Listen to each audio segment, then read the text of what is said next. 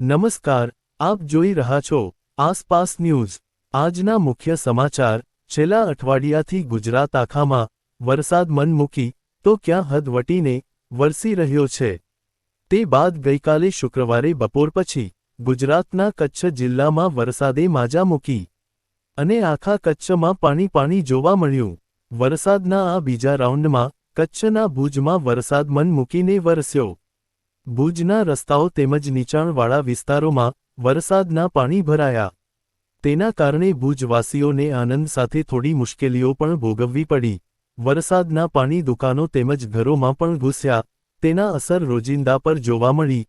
બીજી તરફ નખત્રાણા શહેરમાં પણ વરસાદે રૌદ્ર સ્વરૂપ જોવા મળ્યું। માત્ર 3 જ કલાકમાં નખત્રાણામાં જળબંબાકારની સ્થિતિ સર્જાઈ હતી। ચારે બાજુ જોવો તો બસ પાણી।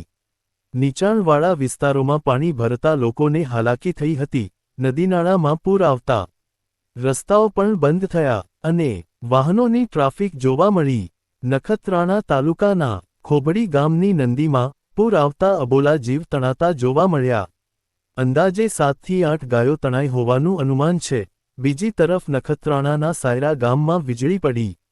મંદિર પર વીજળી પડતા મંદિરના ઉપરના ભાગમાં નુકસાન થયો હતો। મળતા અહેવાલો પ્રમાણે જખદાદા મંદિર પર વીજળી પડી હતી। ઉપરી હિસ્સામાં નુકસાન થયો હતો। જાનહાનિના કોઈ સમાચાર નથી। ભુજ જિલ્લામાં અનેક ગામો, તળાવો છલકાયા તો ક્યાં નદીનાળામાં પૂર જેવી સ્થિતિ જોવા મળી। નખત્રાણાના મથલ ગામમાં પણ વરસાદી માહોલ જોવા મળ્યો। ટોળિયા અને મથલ વચ્ચે આવેલ ડેમની પાપડીમાં પૂરજોશમાં પાણી વહી નીકળ્યા, જેના કારણે વાહનોને પણ અવરજવર બંધ રાખવી પડી હતી। આ તરફ હાજીપીરમાં વાદળો સારા પ્રમાણમાં વરસી પડ્યા હતા। અબડાસામાં નલિયા, મોથારા જેવા વિસ્તારોમાં સારો વરસાદ જોવા મળ્યો।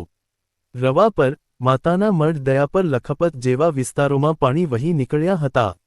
મિત્રો, આપ અમારી ચેનલ પર નવા છો તો આપનું સ્વાગત છે।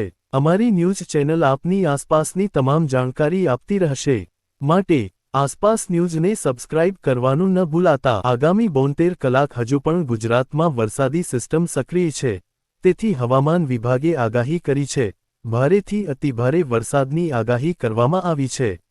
મિત્રો, તમારા આસપાસના તાજા સમાચાર માટે આ ચેનલને સબસ્ક્રાઇબ જરૂર કરો। ન્યૂઝ આસપાસ હંમેશા આપની સાથે।